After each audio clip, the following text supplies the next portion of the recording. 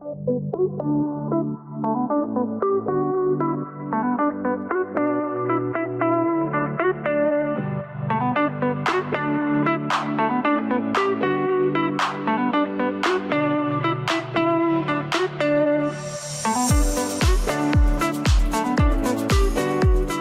bendiga.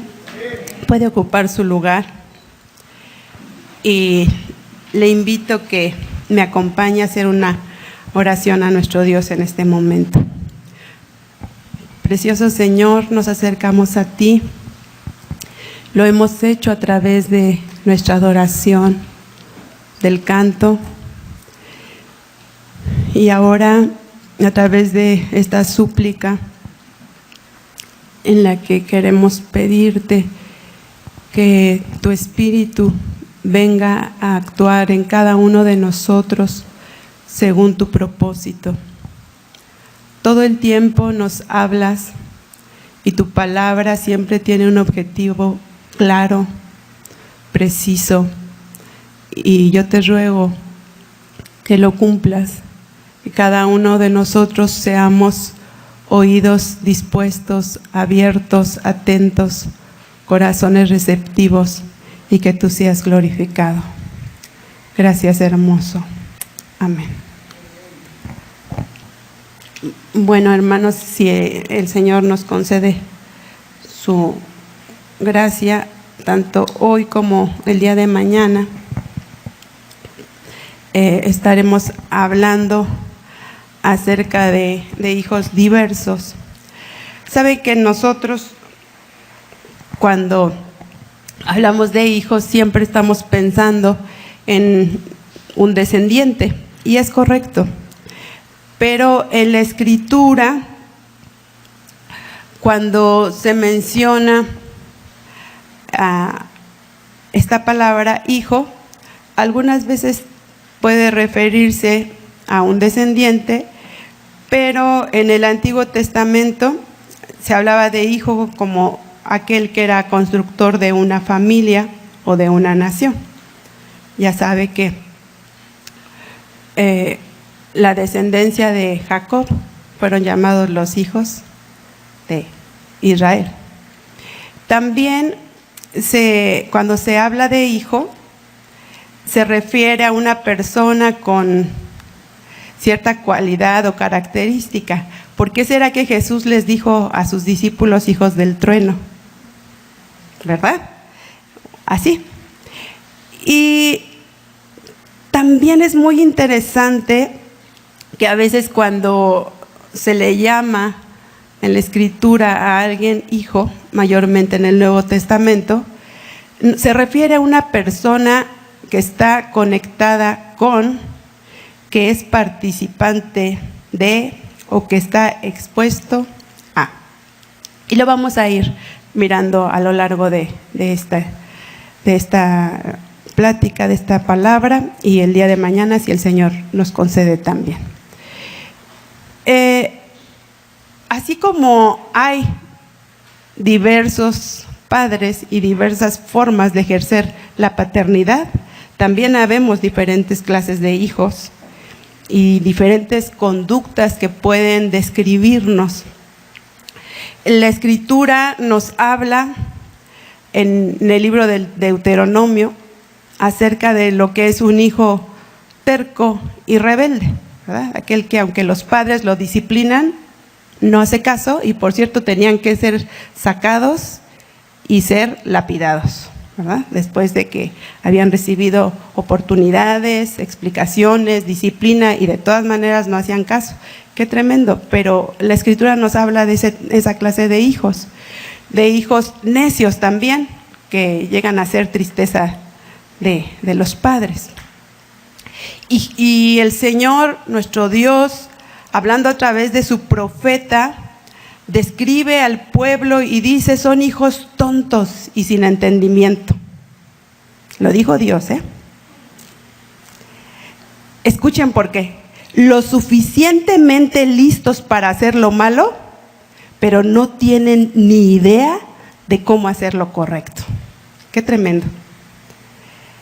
Y esto lo encontramos en la palabra de Dios. En la carta a los Efesios también se nos habla de aquellos hijos de desobediencia, ¿verdad? Gente que escucha, que tal vez conoce lo que es la voluntad de Dios, pero sencillamente no quiere someterse y no se somete a ella. Hijos de desobediencia. El Señor Jesús, cuando narra las parábolas, en alguna ocasión, Él ya nos compartió acerca de esto. Él está hablando de la parábola del sembrador y dice que la buena semilla son los hijos del reino, pero la cizaña son los hijos del malo. Y más adelante, el Señor Jesús habla de manera muy clara y dice así: ustedes son hijos de su padre el diablo y les encanta hacer las cosas malvadas que él hace. Él ha sido asesino desde el principio y siempre ha odiado la verdad, porque en él no hay verdad. Cuando miente, actúa de acuerdo con su naturaleza, porque es mentiroso y el padre de mentira. ¡Qué tremendo! Hijos del diablo. Aquí ya muy clarito, ¿verdad? Aquí no es el malo, aquí ya es hijos del diablo. Y nosotros miramos que cuando el apóstol Pablo, juntamente con Bernabé, comienzan, por indicación del Espíritu Santo, su labor misionera, en su primer viaje se encuentran en esta ciudad de Pafos, y dice la Escritura que el gobernador de ese lugar, llamado Sergio Paulo, tenía interés de escuchar el Evangelio. Y entonces los hace llamar. Pero allí presente, en ese lugar también estaba la competencia. Esto siempre sucede. Allí estaba un hechicero llamado Barjesús o Elimas, que se había apegado a este gobernador pues para obtener ciertos privilegios y sacar provecho. Y entonces este hechicero se había hecho pasar como alguien importante y se codeaba con este hombre que era importante, y cuando escucha el mensaje intenta intervenir para distraer la atención de este hombre y que no pudiera llegar con claridad el Evangelio de Jesucristo a su vida. Y miren nada más. Dice la Escritura: Saulo, también conocido como Pablo, fue lleno del Espíritu Santo y miró al hechicero a los ojos. Luego dijo: tú, hijo del diablo, lleno de toda clase de engaño y fraude y enemigo de todo lo bueno, ¿nunca dejarás de distorsionar los caminos verdaderos del Señor? Y por cierto, dictó de parte de Dios un juicio en el que este hombre quedó ciego, ¿verdad? Así es, hijos del diablo. Así que vamos como, aquí no en ascenso, sino en degradación, ¿verdad? Los hijos rebeldes, tercos, necios, desobedientes, pero después hijos del malo, y ahora con claridad, hijos del diablo. ¡Qué tremendo! Sin embargo, yo tuve una indicación de parte de Dios hace unos domingos atrás, estando en el tiempo de la adoración, y se me hizo muy extraño lo que Dios me pidió compartir con ustedes, pero no lo es. Se me hizo tan extraño porque Él solo me dio una frase y me dijo: hijo de perdición. Y entonces Él después me hizo más claro el asunto y me indicó que este día debía hablarles acerca de un hijo de perdición. Y dice la Escritura en el Evangelio de Juan, capítulo 17, que el Señor Jesús está ya en, digamos, una cuenta regresiva. Le queda poco tiempo en esta tierra, poco tiempo para estar con sus discípulos, y tiene esos momentos de intimidad, y ese capítulo de Juan nos registra una oración maravillosa que Jesús presenta ante el Padre a favor de sus discípulos. Y en este versículo dice la Escritura que el Señor dice: cuando estaba con ellos en el mundo, yo los guardaba en tu nombre, a los que me diste los guardé, y ninguno de ellos se perdió. ¿Gusta leer conmigo la última parte? Sino el hijo de perdición, para que la Escritura se cumpliese. Y podemos observar entonces en esta parte de la oración de Jesús que Él realizó una labor maravillosa con esos 12 hombres a los que llamó. Una labor perfecta en la que los guardó en todo sentido. Y en este momento que está orando al Padre, le está entregando buenas cuentas, porque le dice: ¿sabes? Mientras yo he estado con ellos, los he guardado y ninguno de ellos se perdió. Vamos a detenernos hasta ahí un momento. Me encanta porque hay 2 veces, si usted identifica en el versículo, que se ocupa el verbo guardar. Y dice: cuando estaba con ellos en el mundo, ¿qué dice Jesús? Yo los guardé en tu nombre, en tu representación. Yo los guardé. Y estas palabras, aunque en nuestro idioma es la misma, es el mismo verbo, en realidad tienen un significado distinto. Y les voy a explicar un poco. La primera vez que dice ahí, yo los guardaba en tu nombre, sí es guardar, es una protección mediante la restricción. Y conlleva la idea de preservar o vigilar. Le voy a dar un ejemplo muy claro. Cuando los chiquitines están comenzando a caminar, ellos sienten que han descubierto lo mejor, ¿verdad? Y ahí algunos, antiguamente se ocupaba lo que era la andadera. Hoy ya hay otras técnicas y demás, ¿no? Pero los chiquitines, cuando están iniciando este proceso de caminar, no son tan hábiles. Sus pasitos no son certeros todavía, están iniciando, pero ellos han descubierto algo distinto a estar cargados por todo el tiempo. Ahora ellos pueden desplazarse y ahora ellos sienten que el mundo les pertenece, ¿no? Entonces, la mayoría de los que tenemos o vivimos en casas que tienen escaleras, tenemos que andar tapando ahí, poniéndoles unos diques para impedirles el paso. Porque ellos corren y son inmaduros, son pequeñitos, son ignorantes del peligro y de los riesgos que tienen. Solo quieren experimentar y allá van. Entonces, ¿uno qué hace? Les restringe el paso. ¿Verdad que sí? ¿Por qué? Porque sabemos que después vendrá una tragedia, entonces queremos evitarla. Esa es la forma en la que Jesús guardó a los suyos. Y hasta el día de hoy nos protege a nosotros, nos guarda a nosotros en medio de este mundo, amada iglesia, a través de restringirnos el paso hacia aquello que nos va a llevar a la perdición, hacia aquello que nos va a llevar a la ruina, hacia aquello que representa para nosotros un tremendo peligro, pero que en nuestra pequeñez, en nuestra humanidad, somos incapaces de mirar, somos incapaces de percibir, pero Él sí. Y siendo el mejor Padre de todos, entonces Él dice: no, yo te protejo y te establezco límites y te pongo freno. No porque intente coartar tu libertad, yo mismo te la di. Es porque te amo, es porque miro el futuro, es porque veo los riesgos y tú de ninguna manera los puedes mirar. Entonces, esta es una forma y esta es la primer parte, la primera expresión. Yo los guardaba en tu nombre, de esta manera. Ahora dice, la segunda vez se refiere a protección de los peligros externos. Porque entonces uno va con el chiquitín, pero uno ve a un perro y ¿qué hace? Lo carga. Aunque el chiquitín quiera caminar, no, aquí no, ¿verdad? Y lo resguardas porque hay peligros externos. Y miramos a Jesús, a lo largo del ministerio, siempre protegió a sus discípulos de ese tipo de peligros. ¿Qué podían hacer ellos ante la tormenta? ¿No estaban desquiciados? ¿No lo fueron a despertar? Nos vamos a morir, que no tienes cuidado de nosotros.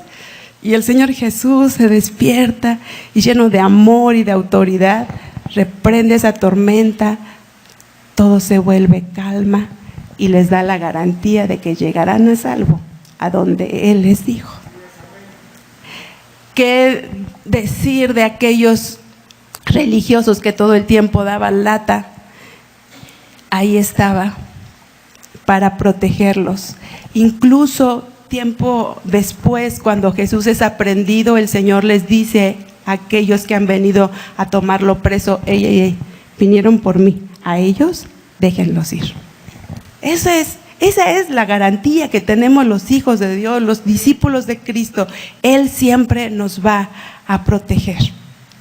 De todas las formas posibles, Él nos va a proteger.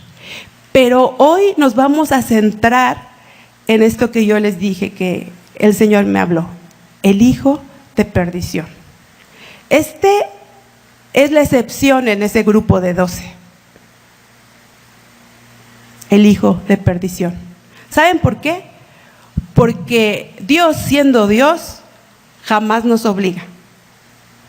Tú decides que Él sea tu padre, o tú decides que tu padre sea Satanás.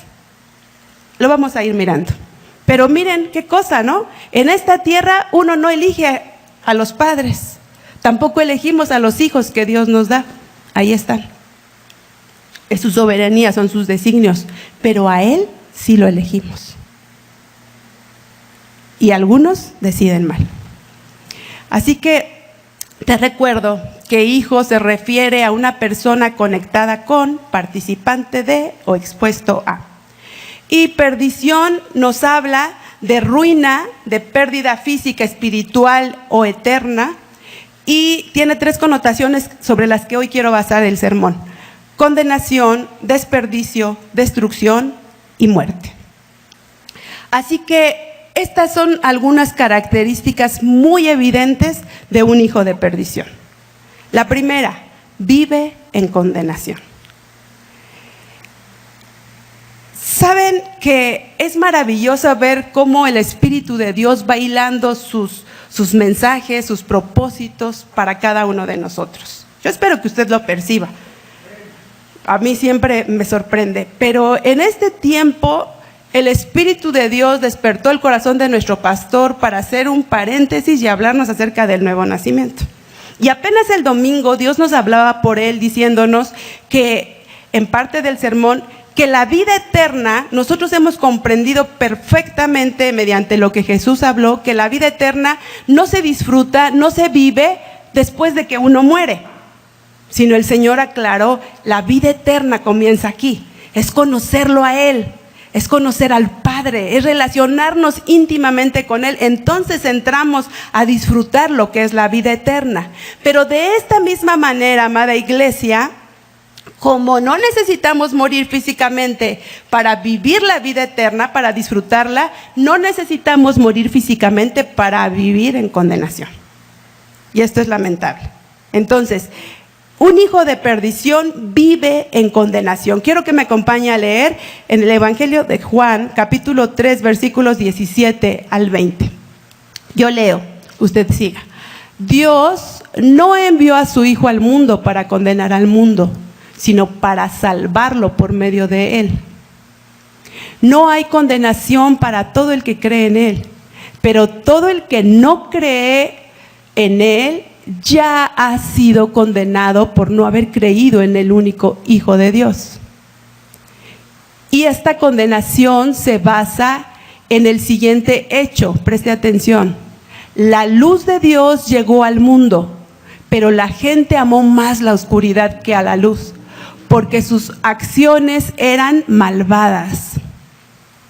Todos los que hacen el mal odian la luz y se niegan a acercarse a ella porque temen que sus pecados queden al descubierto. Así que esta es la condenación.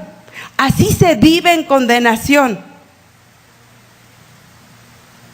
Actuando de una forma hipócrita, como lo hizo Judas. Jesús entregó su vida por nosotros. el plan de redención, la oportunidad de nacer de nuevo, el Señor la ha otorgado y la ha extendido a toda la humanidad. No hay excepciones que Él haya hecho con nadie, absolutamente con nadie. Él ha extendido su salvación y esta oportunidad para todos, pero no todos han querido. Esta es la condenación. El Señor envió a su Hijo al mundo, pero el mundo, la mayoría de la gente, un hijo de perdición, ha rechazado el amor de Dios, ha rechazado a Jesús, ha rechazado venir a la luz. ¿Por qué dice? Porque dice, ay no, yo no quiero que saquen mis trapitos al sol, ¿no? Ocupando un dicho muy mexicano. No, a mí no me gusta que me señalen, a mí no me gusta que me expongan. Ay, no. Pues si yo no vengo para que me hablen de mis defectos, ¿qué les pasa? Entonces, Judas en realidad nunca fue un verdadero discípulo de Cristo. Fue una persona que vivía en condenación, que vivía amando el pecado, que vivía lleno de oscuridad. Esa fue la decisión que él tomó. Porque saben que Jesús siempre comparte enseñanzas muy claras, que no dejan lugar a ninguna duda. Y entonces el Señor Jesús les dijo: si alguno quiere ser mi discípulo y venir y acercarse a mí, debe hacer a un lado todas las cosas y yo tengo que ser su prioridad, dijo Jesús. No puede amar más a su padre, a su madre, a su familia, a sus hijos, a sus intereses, es más, ni a su propia vida. Si alguien no renuncia a todos sus intereses personales, no es digno de ser mi discípulo. Así que Judas conocía muy claramente el requisito que Jesús había extendido para sus discípulos y él nunca quiso serlo. Judas nunca fue un verdadero discípulo de Cristo, era un hijo de perdición. Judas, entonces, ¿por qué estaba ahí? Pues muy fácil, porque amaba los beneficios.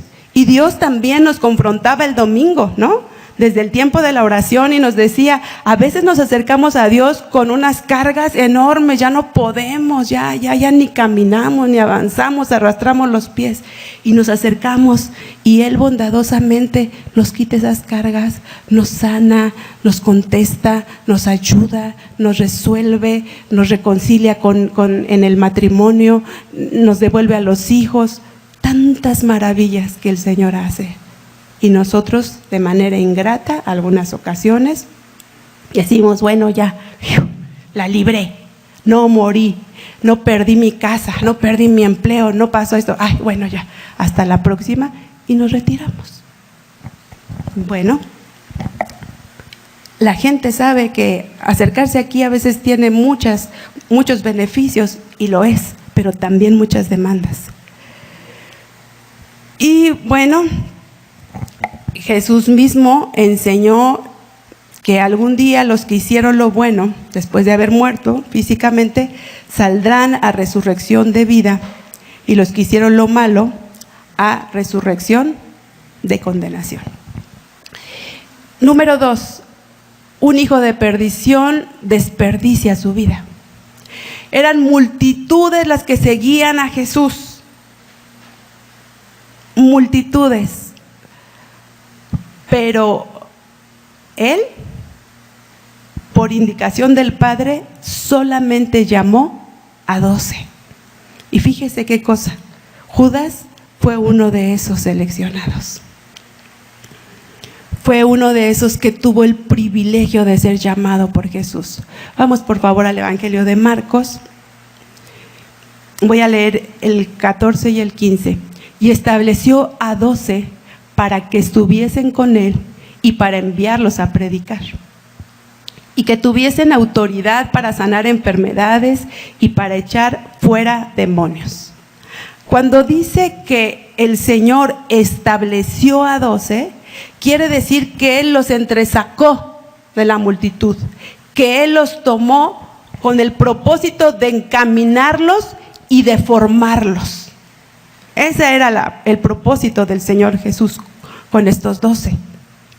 Así que Judas estuvo expuesto a las palabras de Cristo, que por cierto él mismo dice, las palabras que yo les hablo son espíritu y son vida, es decir, no son frases célebres que asustan, que dejan sin aire, no, dan vida, tienen resultado, tienen poder, transforman, penetran hasta lo más profundo del ser. Y Judas estuvo, como los otros 11, expuesto a este tipo de palabras, a las enseñanzas. Yo me pregunto, ¿cuántas veces, y el Señor nos decía también el domingo, escuchó a Jesús otorgar perdón de pecados? ¿Cuántas veces vio puesta en acción la gracia, la compasión, la misericordia de Jesús? Muchas. Tuvo el privilegio también de escuchar las explicaciones privadas que les daba a esos 12 cuando no entendían. Y luego le decían, Señor, ¿qué quisiste decir? Quedamos en blanco. Y el Señor se daba el tiempo para explicarles. Y de hecho hubo un momento en su ministerio que les dijo a las demás gentes, a los que solo siguen por interés, a las que solo traen una intención torcida, a ellos hablo así en figuras, por parábolas, pero a ustedes les abro mi corazón. Ustedes van a conocer las verdades del reino, ¿no es así? Entonces imagínense qué desperdicio de vida. Estar con Jesús, estar ante sus palabras, ante su gracia, ante su amor, ante sus enseñanzas, ante su sabiduría, ante su ternura, su paciencia. Desperdició su vida. Cada día que él vivía al lado de Jesús y de esos 11 era un día desperdiciado. Como tú, que escuchas a la mejor a través de un aparato, que escuchas aquí en el templo, pero que no cambias de vida, que no corriges tu camino, que no te enderezas, que no le das cabida a la palabra de Dios en tu corazón, que no estás dispuesto a soltar tu pecado, desperdicias tu vida. Desperdicias tu tiempo, desperdicias la oportunidad y como Judas piensas que tienes toda una vida por delante cuando no somos dueños de nuestros días, amados. Qué lamentable, un hijo de perdición desperdicia su vida y estoy segura que él cabe entre aquellos que algún día tal vez le dirán al Señor, Señor, pero en tu nombre, porque a él juntamente con los otros 11, les fue dado autoridad para hacer cosas grandes. Pero él lo tuvo en poco. Él lo desperdició. Como hay gente a la que Dios le ha dado dones, capacidades, le ha hecho un llamado, lo ha elegido y lo han desperdiciado. No lo han apreciado. Y uno se pregunta, Judas, ¿qué haces ahí caminando con Jesús? No estás de acuerdo a sus enseñanzas. ¿Qué haces allí con los otros 11 escuchando explicaciones que a ti no te importan, que no tienen peso en tu vida, que no tienen autoridad sobre de ti? Y algunas ocasiones Dios nos ha confrontado y nos ha dicho en este lugar, quién sabe cuál sea tu decisión. Yo quiero servir a Cristo. Quién sabe cuál sea tu decisión, pero no es que a nosotros no nos importe. Por favor, claro que nos importa. No es que a Dios no le interese, por supuesto que le interese. Por eso esta palabra el día de hoy. Y continuamente Él nos habla. Una más. Un hijo de perdición destruye su vida. Escuchen esto, hermanos, por favor. Judas fue una persona que deliberadamente eligió el camino de la perdición.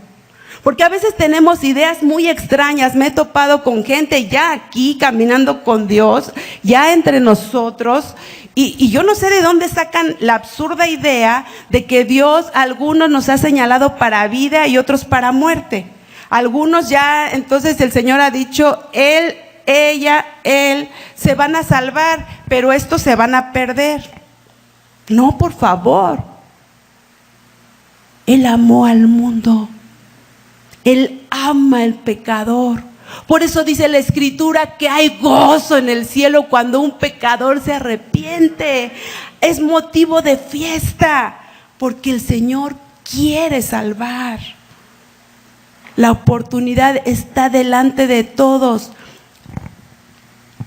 Pero fueron las decisiones de Judas las que lo llevaron a la perdición, las que terminaron por destruir su vida.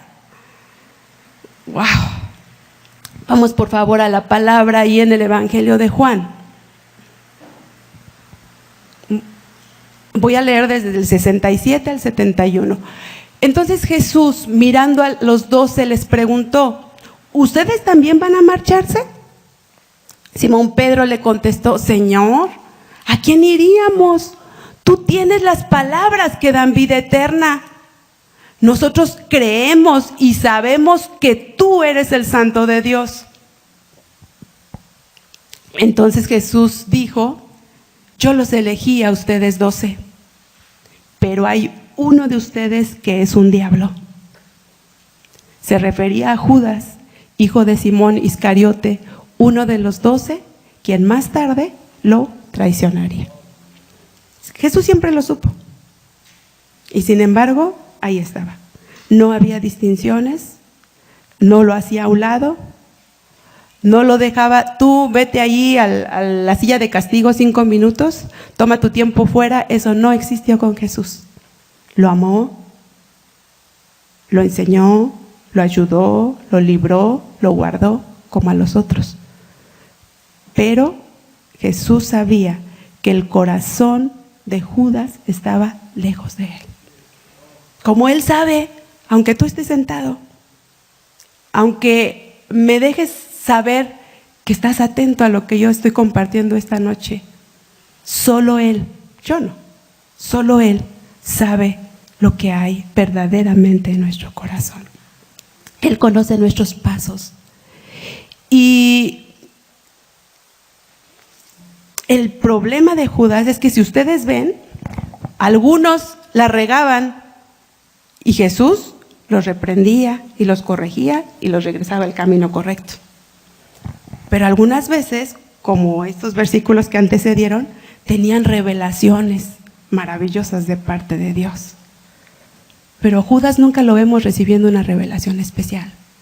Nunca lo vamos a ver en la Escritura haciéndole una pregunta de la enseñanza a Jesús. Nunca lo vamos a ver diciéndole: oye Señor, enséñanos a orar.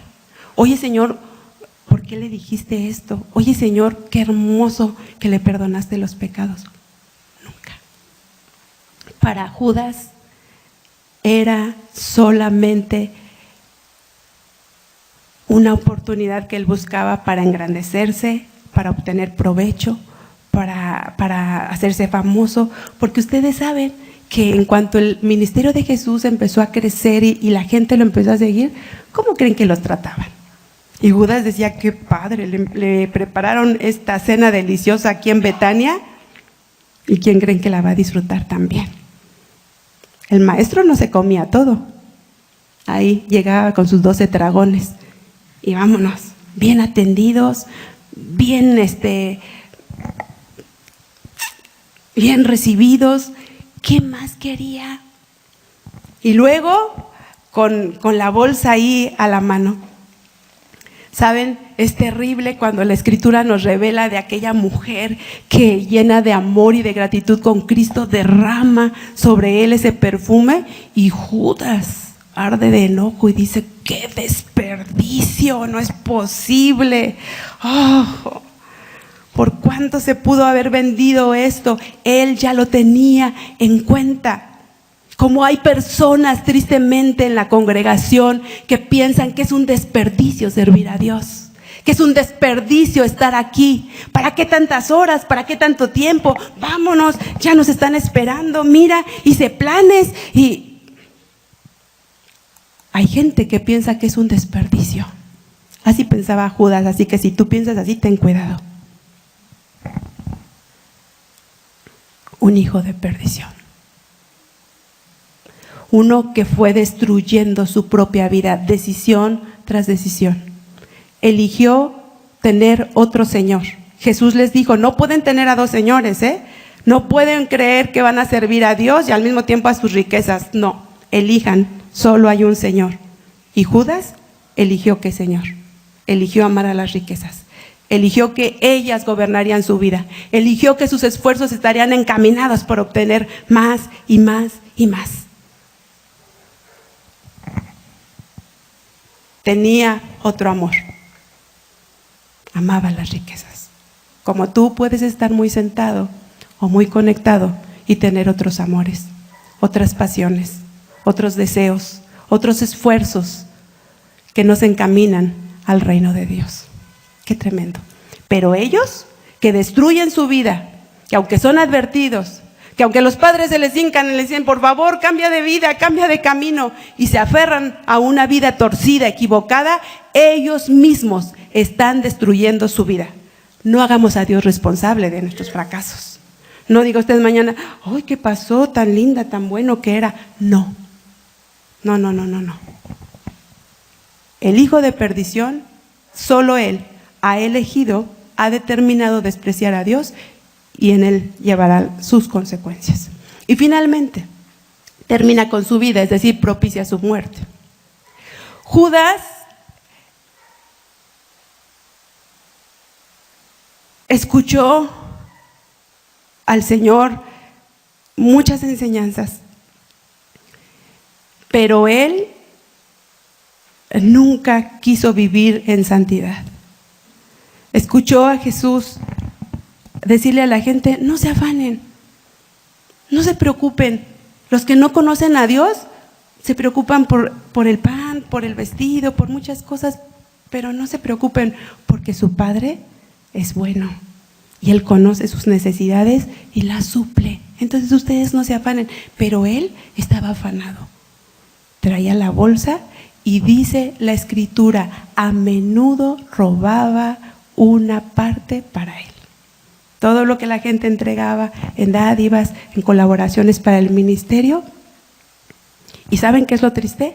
Que Jesús nunca le tomó cuentas, porque Jesús no tiene ataduras con las cosas de este mundo, porque el dinero, todo lo que esté aquí, va y viene. Se puede recuperar, trabaja uno y se recupera.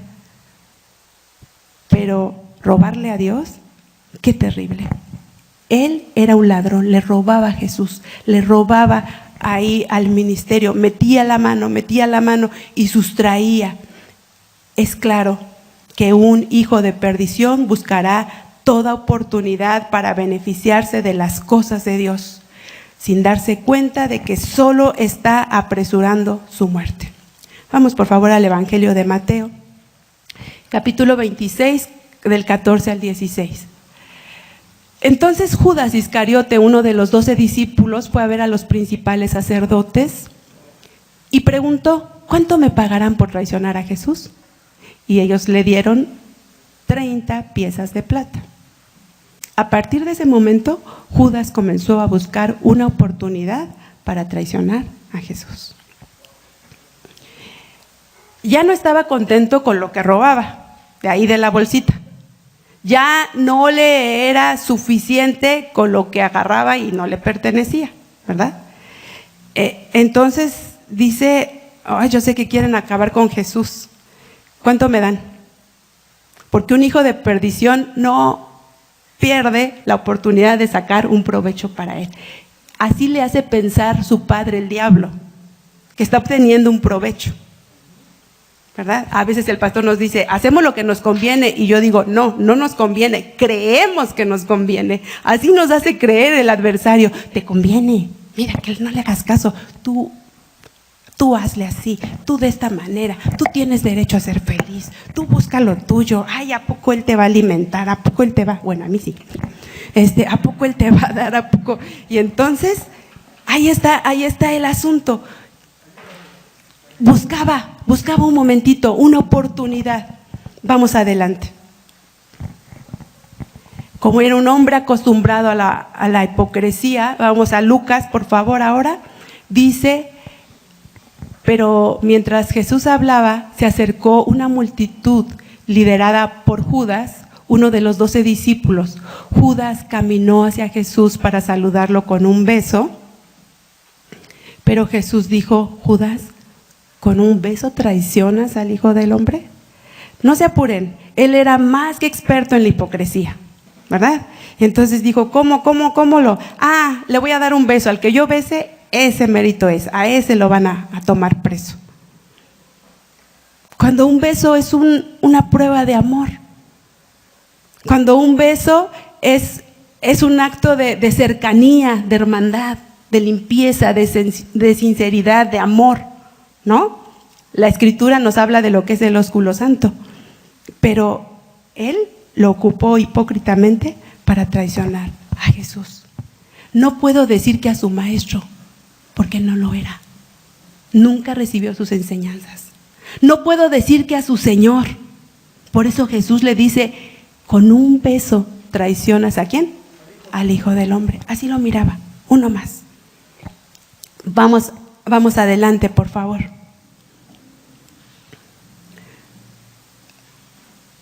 Voy a leer del 3 al 5. Cuando Judas, quien lo había traicionado, se dio cuenta de que habían condenado a muerte a Jesús, se llenó de remordimiento. Así que devolvió las 30 piezas de plata a los principales sacerdotes y a los ancianos. He pecado, declaró, porque traicioné a un hombre inocente. ¿Qué nos importa?, contestaron, es tu problema. Entonces Judas tiró las monedas de plata en el templo y salió y se ahorcó. No puedo ir a detalles por el tiempo, no nos da. Pero enloquecido, no por arrepentimiento, sino por remordimiento, porque él sabía que todo lo que Jesús hizo por él fue solo el bien, todo el tiempo.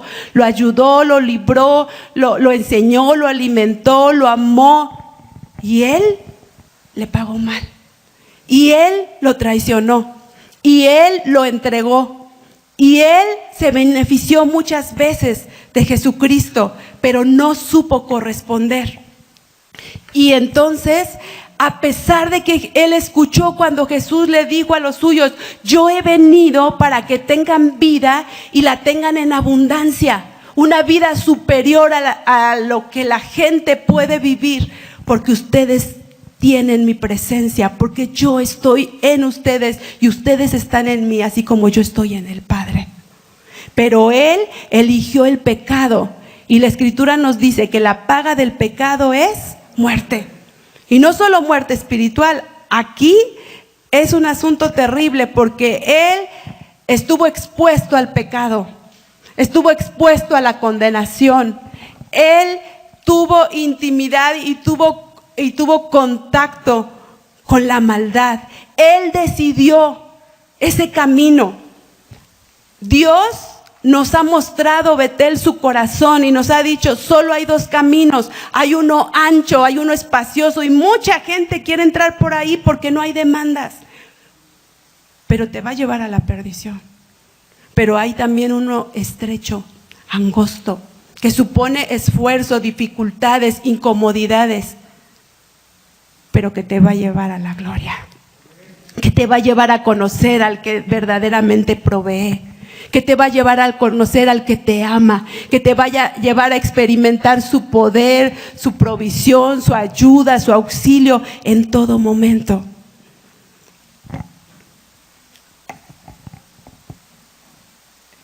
Saben que la presciencia de Dios es el conocimiento anticipado que Él tiene de todas las cosas y los acontecimientos.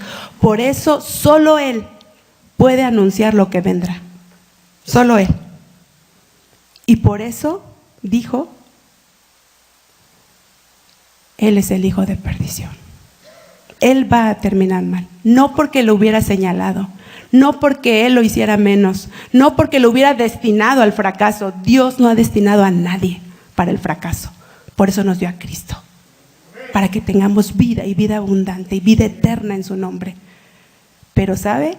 Las elecciones, las decisiones que deliberadamente nosotros hacemos marcarán los resultados de nuestra vida. Porque a veces queremos que nos vaya muy bien, pero no honramos a Dios. Porque a veces queremos que todo vaya viento en popa, pero no nos alineamos a sus mandamientos. Y Él dijo: mira, si tú obedeces esto, te voy a bendecir en tu casa, en tu familia, en tu trabajo, en todo. yo te voy a bendecir. Y Él es fiel y Él cumple. ¿Saben? Pienso que por eso el padre del hijo pródigo, cuando lo recibe y corre y lo abraza y lo perdona y no le da chance ni siquiera de decir su discurso completo, lo que él dice, mi hijo estaba muerto y ha revivido. Porque esa es la verdadera condición. Aunque tú estés aquí, aunque sirvas, incluso nos decía Dios a través del pastor el domingo, aunque tengas una actividad, estás muerto. Estás muerto, tu corazón si no tiene la vida de Cristo, estás muerto, es inútil lo que haces, no vas a ver a Cristo, no vas a heredar la vida eterna, es más, no la estás disfrutando. Si tú has elegido el camino del pecado, estás en perdición, estás en condenación, estás arruinando tú mismo tu vida, estás destinado al fracaso por tus decisiones, tú quieres seguir ese camino. Y quiero terminar, les invito a que se pongan sobre sus pies.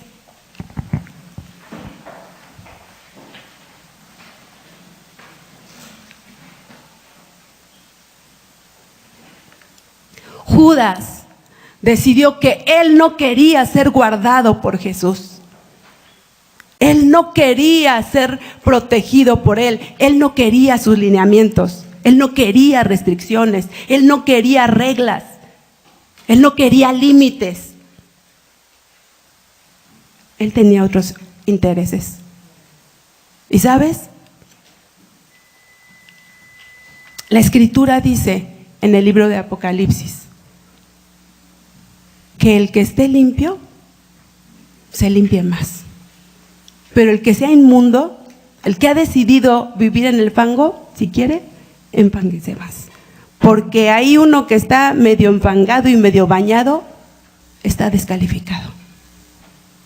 Dios es santo, santo, santo. Y Él no converge con el pecado, en lo más mínimo. No creas que va a aceptar, Señor, mira, en todo me porté bien, pero esta debilidad es pequeñita. No, no. Y qué lamentable que como Judas haya gente.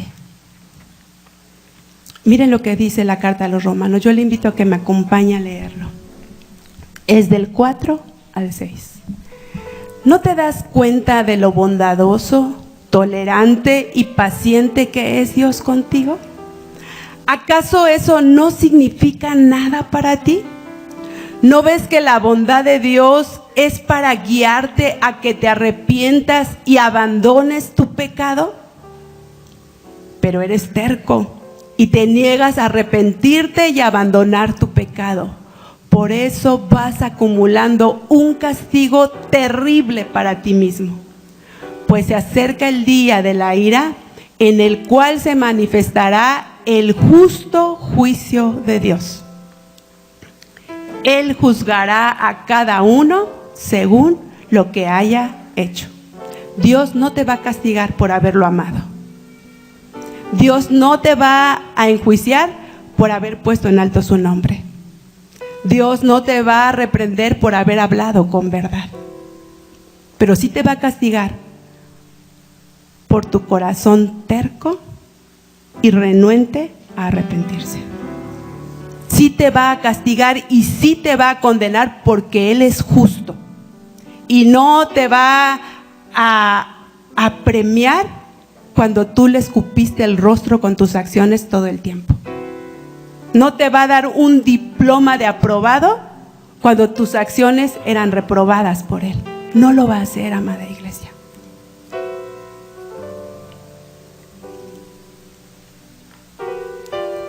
Y yo quiero decirte que no es una casualidad que Dios nos hable de manera tan clara y tan punzante esta noche. A pesar de esta palabra fuerte, estoy segura que toda la intención de Dios esta noche para ti que me escuchas a través de la transmisión y para ti y para mí que estamos presentes es una sola. Que si tú has decidido ser un hijo de perdición, hoy tomes la oportunidad y te arrepientas. Que si hoy, como el pródigo, te has alejado, te has enlodado, has desperdiciado los bienes de tu padre en tonterías, los has malgastado y te encuentras en fracaso, insatisfecho, amargado,